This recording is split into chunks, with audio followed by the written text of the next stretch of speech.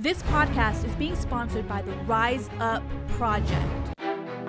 Trust the process. Pain is power. All great things take time.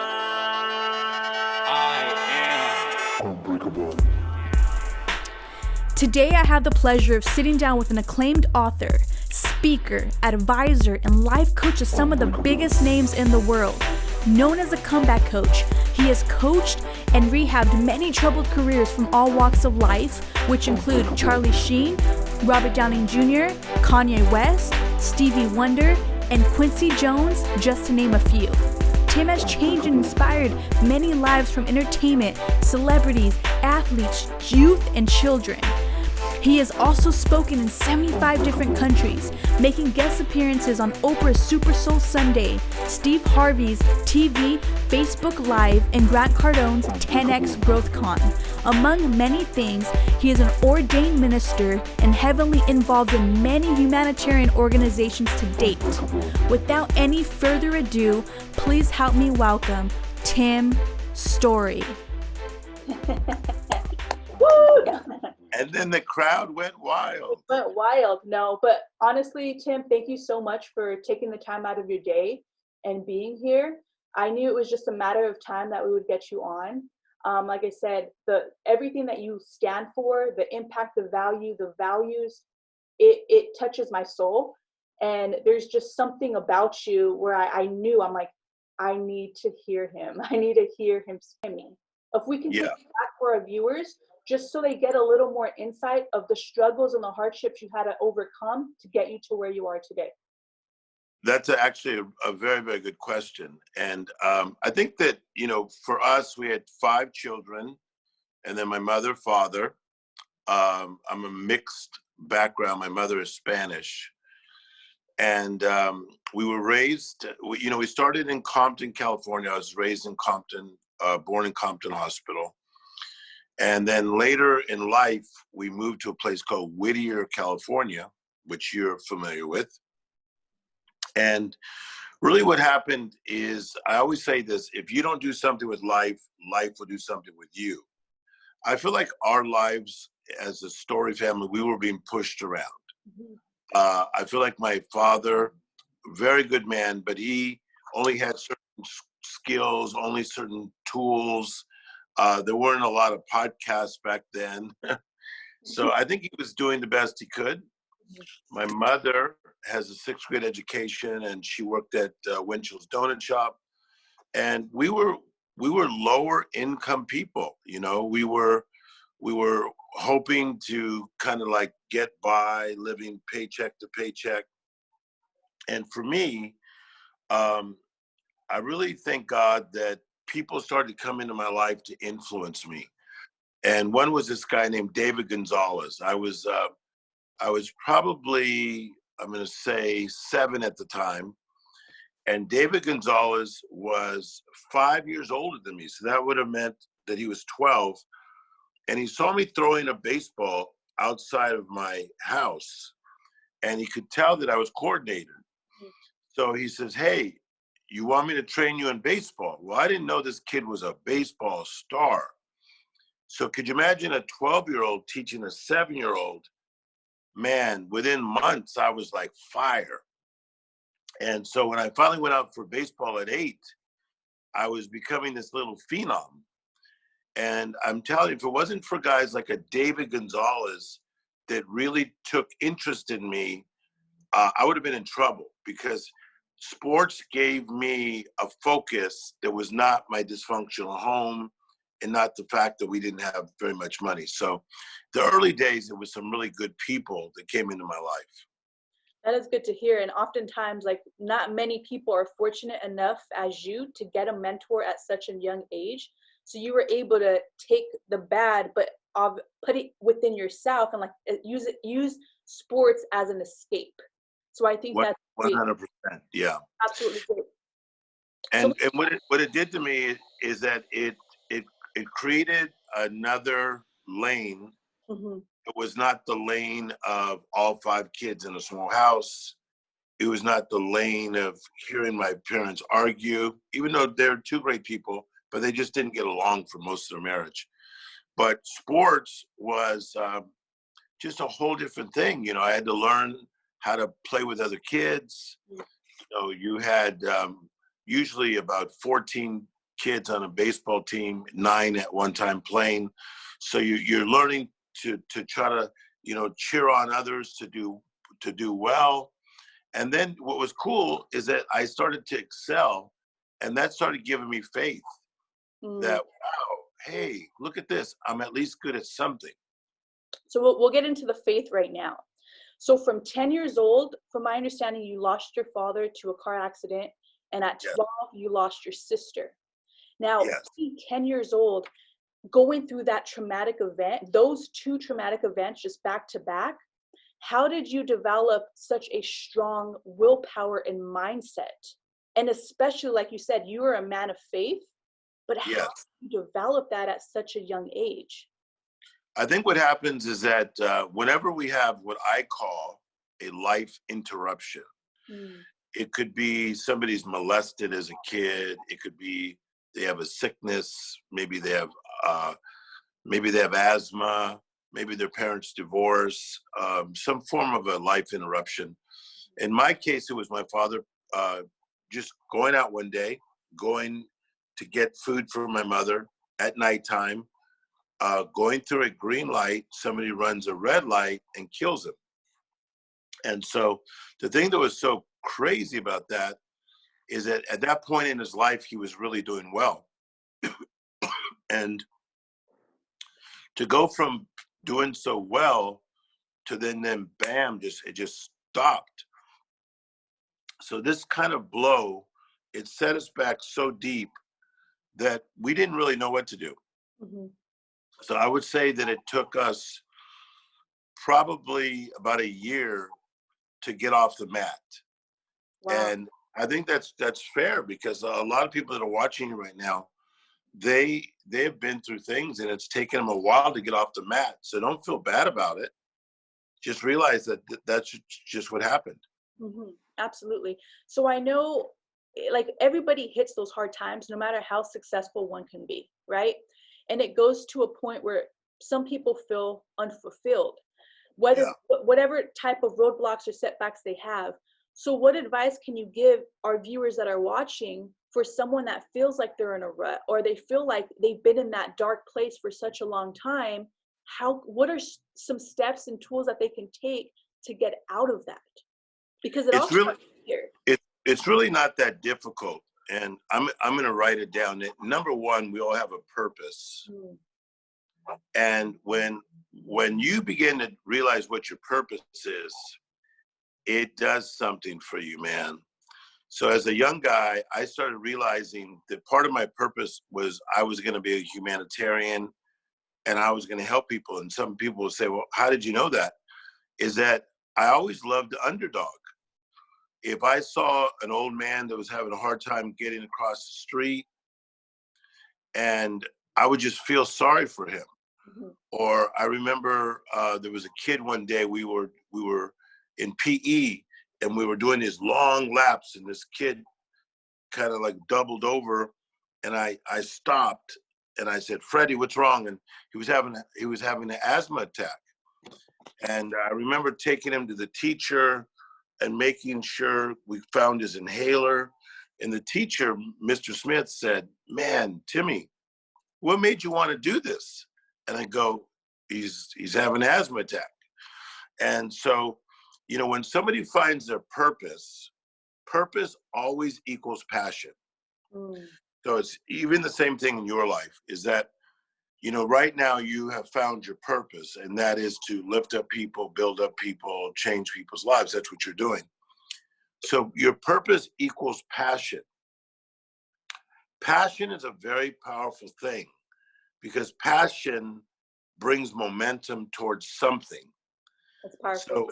So when you don't have a purpose and you don't have passion, you lack energy and motivation, and you'll stay still and you'll stay stuck. So you got the purpose, you got the passion, but then you got to stay on the pathway. And that's a difficult thing. Absolutely. So the pathway the way to stay on the pathway is you have to have the right partners that constantly are in your life and challenging you, but also uplifting you that, hey, man, you can do it. Okay, that is extremely powerful, and thank you for that. So how can one build the momentum and also maintain it? Because we all know motivation only lasts for a certain amount of time, but it all plays into discipline. So how do you maintain your momentum, especially as a life coach and being as busy as you are? The motivation is very simple again, is that when you have a revelation of something, a revelation will literally change your life. Whether, I'm very close to the Oprah Winfrey. We have amazing talks, and, a lot of her life was she got a revelation that she was Oprah Winfrey and she wanted to change the world. In hundreds of talks with Kanye West, he got a revelation that he wanted to make music, but he wanted to do it different. He wanted to be creative. He wanted to be unique. So a revelation will change you, because a revelation, if the revelation starts in your mind and it leads to conviction, which drops 12 inches from your mind into your soul, into your heart, into your corazón. So the mind to the heart, revelation to conviction. When you have conviction, you're unstoppable.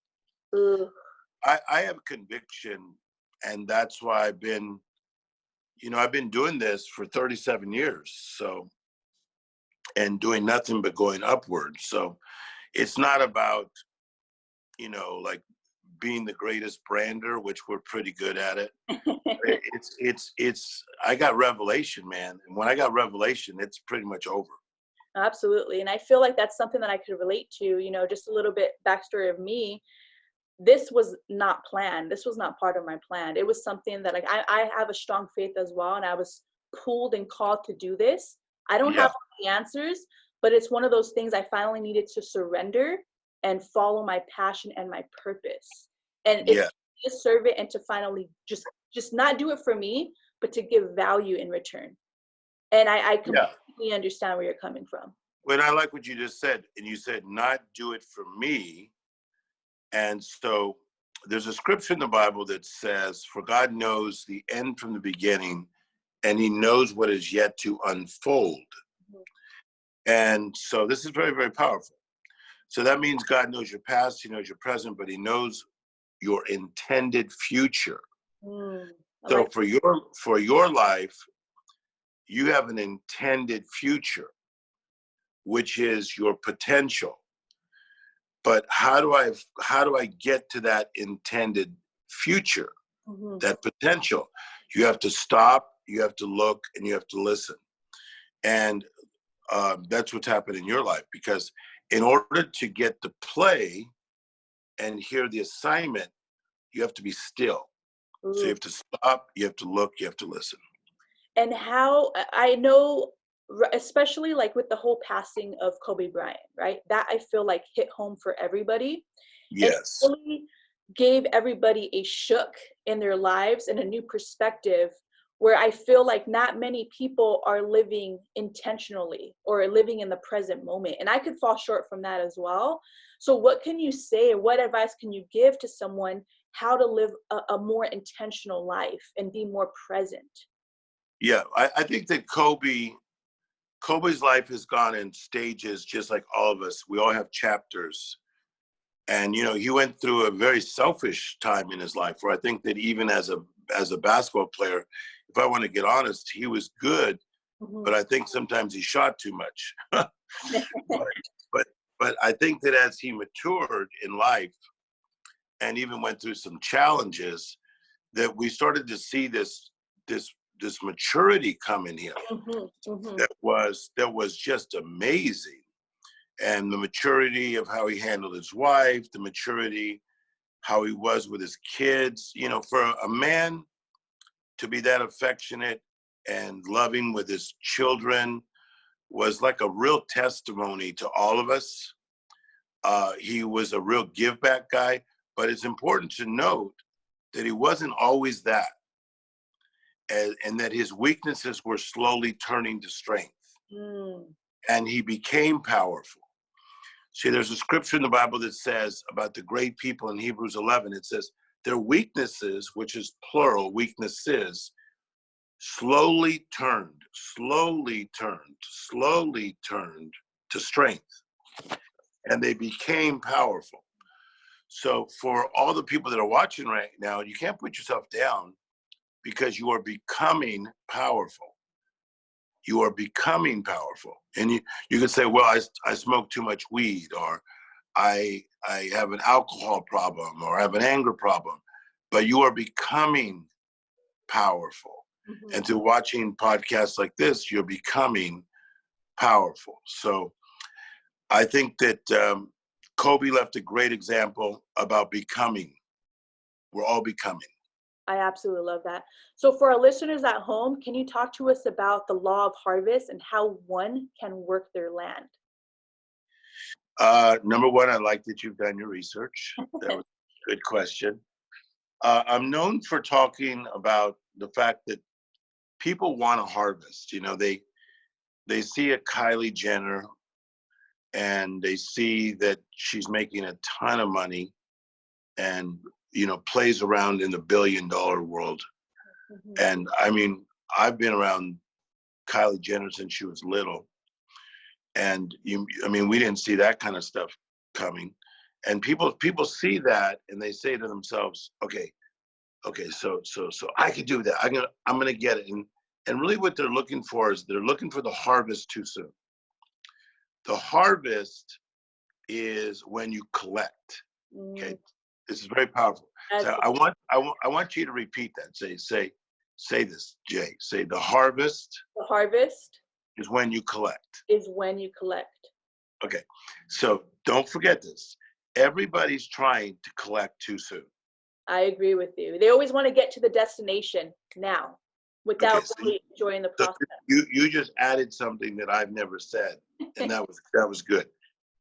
They want to get to the destination too soon. And so you have to make sure that you're not just harvest minded. Mm-hmm. Because there's a law of the harvest. Before you collect, you got to plow the ground, which is hard work. Mm-hmm. That's why one of my theme songs is "Every Day I'm Hustling" by my friend Rick Ross. Oh yeah, every day. So you got to plow the ground, and then you got to plant the seed, but you got to plant the right seed. Mm-hmm. So what I'm about is planting the right seed, and it's not by accident. You know, people always say, how did you get all these connections in Hollywood? How did you get all these connections in Beverly Hills and to do all these projects? It's not by accident. You reap what you sow. Because I started planting seed in celebrities' lives since the 90s, early 90s, probably about 1990. And so I was helping celebrity kids, and they would try to pay me and I wouldn't take the money. And they would try to pay me, I wouldn't take the money. And so a lot of people that I helped back then are running Beverly Hills in Hollywood, like literally, they run it. And so if I need something, they'll help me. But that's because I plowed, but I planted the right seed. So everybody that's watching today, if you work at Taco Bell, plant the right seeds. Come with the right attitude. If you work at Target, come with the right attitude. If you're in a relationship, come with the right attitude. You got to plow, you got to plant the right seed, and you got to water the seed, which is repetition. That's where we lose people. Man, they're great at starting things, but they have a hard time staying with them. And so I think you're not that person. I think you have learned to be good with repetition and going over and over and over. And that's what I'm good at. I'm good at doing it and doing it and doing it again. That's an old song. I'm really good at that. I just get crap done. I love that. Thank you for sharing, Tim. So as far, like, everybody knows you as Tim now. And I think it's crazy because going back to your first speaking engagement when you spoke for an ROTC group. Yes. That was your first time to speaking in front of 87,000 people? Like, yeah. Did you ever expect to speak to begin with? Yeah. Like, you always knew you wanted to be a humanitarian, but did you ever imagine being this big? No, not at all. So I think that, so what happened with the ROTC story, I was in seminary. So I have a doctorate in world religion. And I was in seminary, and a guy got sick, and he had this ROTC group. And in this particular one, Jay, to start was a smaller group. And so, but when I spoke, I had a lot of humor, and I didn't know I was that funny on stage because I'd never been on stage. And I had a lot of content, and people got so excited that they asked the guy that got sick, whoa, would you consider letting Tim speak as well? So the guy was such a cool guy. He shared with me, and then later just gave me the group, which I got to speak to like twice a month. And later in life, I just started speaking at, boys' homes and schools. And then I got in with the NFL, helping with the NFL. Then it just escalated. And it wasn't until I was in my mid 20s that I started speaking to 20,000 people, 30,000 people, 40,000 people, as high as, over 85,000. Wow, that is amazing. But that's just to show you, like you said, you got to harvest it, right? And work their land. But it's like people always want it now, the return on investment. And what do you say to those people that are just starting a business, or maybe want to start speaking, but don't really have a clear direction or clear path? And, usually people I just want to get paid to speak. But like you said, there were many times when you first started coaching, you did a lot of it for free. A lot of it for free, and speaking a lot for free, just because, like you, I'm a servant. So my mindset and motive is coming out of a Christ-centered life. So I'm really into servanthood, and I'm not into like becoming the biggest, the greatest, the best. It's a privilege for a Grant Cardone to say Tim Storey is the best speaker in the world, for Ed Milet to say Tim Storey is the best speaker in the world, for Oprah to say the same, for Quincy Jones to say the same, for Robert Downy Jr. to say the same. So maybe, you know what? Maybe I'm pretty good. but that's not where I get off. I feel that the ability to communicate is a gift, but I work my butt off, man. For every speech that I give, I put in 30 hours for that speech. So I really work my butt off. And that's why when I speak, it just comes out of my pores, and people just can feel it coming at them. You're like, it's an effect. But I feel it, and you can hear it in your voice, in your demeanor, your presence, and you have this soft, like, it's this humility and this peace. And I have a lot of peace, because for he will be kept in perfect peace if his mind is stayed on him. So I stay in peace. I could see a gigantic fire right here, and then another fire here, and then another fire behind me, and I'm still okay. But that is learned behavior. That's not the way my family was raised. Mostly going through a lot that we went through. I always say that you don't have to become dramatic in the midst of the drama. So I choose not to get dramatic in the midst of the drama. And I think that too many people that are watching right now, you guys got to check yourself before you wreck yourself, because I think that a lot of you guys get just too dramatic in the midst of the drama. And you can get so much drama in your life, just takes too much energy. I agree with you. I don't want to use all that energy on that. It's draining. It's life draining. So I like how you state that no matter all this success you have, the movies, the opportunities, that's not what drives you, and that's not what leads you. And it came to you having a conversation with God saying, lead me, use me. Can you elaborate a little bit on that? Yeah, I mean, if I look at my life now, I have a new book with HarperCollins, which I signed a very large book deal. And they're the biggest. I have a new movie coming out with AMC Theaters, Tim Storey and Friends. Congratulations. They're going to shoot Thank you. They're going to shoot me live of me speaking at a big place. And then I have a lot of famous people that I'm interviewing, and probably one of the most famous people in the world is hosting my movie. I'm also working on a movie with probably one of the top 3 movie stars in the world, where I'm a producer. I got a new show coming out on BET next year with me and Yolanda Adams. I got another show coming out called Prison Redemption, where I go into the prisons and change people's lives. You know, so that's that stuff.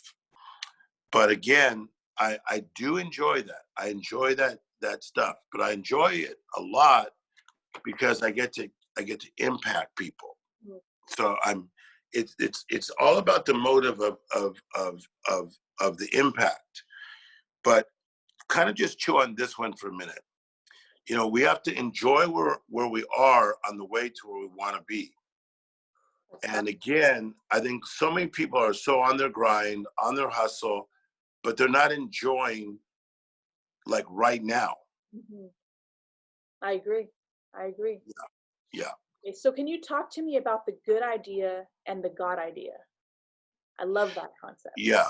I came up with that in the 80s, probably about 84, and wrote a book about it around 88. And here's what I think. Our mind is amazing. And when your mind becomes clear, it's amazing how clear your mind can be, where you could like see here, you see here, you could almost see back here. So the mind is an amazing thing. Look at what so many amazing people have done, like Jeff Bezos, what he's done, with Richard Branson, with so many amazing entrepreneurs, what they've done. So, but sometimes they're doing it off what I call a good idea. And good ideas are good. But a God idea, whoa, be careful. Because a God idea is God inspired and it's God endorsed. Ooh, that is so powerful. A God idea is Moses, get up, lead my people. Gideon, get out of the wine press, quit being a chillon and crying about your past, and get up and do something. So what I got hit by is a God idea. I got hit when I was about 10, and I started to realize I was going to be Tim Storey. So what I'm writing on right now is I'm just walking in the will of God. I'm not chasing anything. I don't believe in chasing stuff. I avoid people many times. I get invited to all these fancy places that most times I don't go. I'm asked to meet with all these billionaires who want to meet with me from different countries. And if I don't think that I need to, then I don't, because I'm not chasing anything. Because when God gives you a God idea, okay, that God gives you the vision, he's going to give you the provision. Ooh. So I would rather talk to you right now than, like last night I was supposed to meet this super, super rich guy, and he came late, and so I didn't stay. And so I'd rather talk to you right now, because you're giving me value right now. And so, yeah, let's not chase stuff. Let's just have a God idea. And how do you get the God idea? Back to what I said earlier. You stop, you look, you listen. Ooh.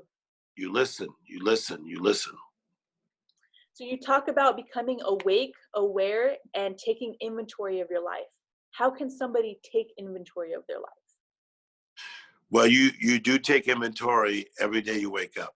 So what happens is that if you partied last night, you wake up and you go, oh shit, I don't feel good. And then you go to the restroom and you like see the mirror and you're like, oh crap, what time do I have to be somewhere? Or my body aches, or I'm bloated. I shouldn't have eaten all 3 tacos late last night. So you take inventory without trying. So inventory is not like, oh, I gotta try to. No, you are taking inventory. like, oh my God, what happened to my house? Or how come it's so dirty? Or why is my car got, cups all over it from fast food places? So what happens is that you have to become awake when you're in a setback. You wake up and then you take inventory, you just do. And then once you take inventory, you got to say, all right, what's my plan to clean this crap up? Mm-hmm. That's where I come in. Like people always say, like, how come some of these celebrities have coached with you for over 20 years? Because I'm good at keeping them on the yellow brick road. It's one thing to get going. It's nothing to stay on the yellow brick road. Like I meet with some guys, literally, I've been with them for over 20 years. And I meet with them still twice a month to keep them on the yellow brick road. So wake, inventory, then you got to get a plan, but you got to have the right partners to keep you on the yellow brick road. Ooh, thank you for sharing. So as far as your daily rituals and your disciplines, what are some of them that you can share with us and our viewers that are watching at home? So when I say these, it doesn't mean they have to do them. Mm-hmm. So I'm just giving my way of doing things. Like in the NBA, you got LeBron James. He's amazing what he does, but he's going to do different things than Harder, who plays for Houston. And he's going to do different things than Michael Jordan did or Kobe Bryant did. So Ed Milet, he might do something different. A Tom Bilyeu, something different. Grant Cardone may do something different. Steve Harvey may do something different. But to me, I do exercise, but I started exercising because I was feeling depressed. Mm-hmm. And I talked to Smokey Robinson about this. And what happened is that a lot of performers, you're so high that night before. And you got to understand that for probably, let me say 30 years of my life, I spoke to an average crowd of no less than 1,000 people. Wow. 3 to 4 times a week.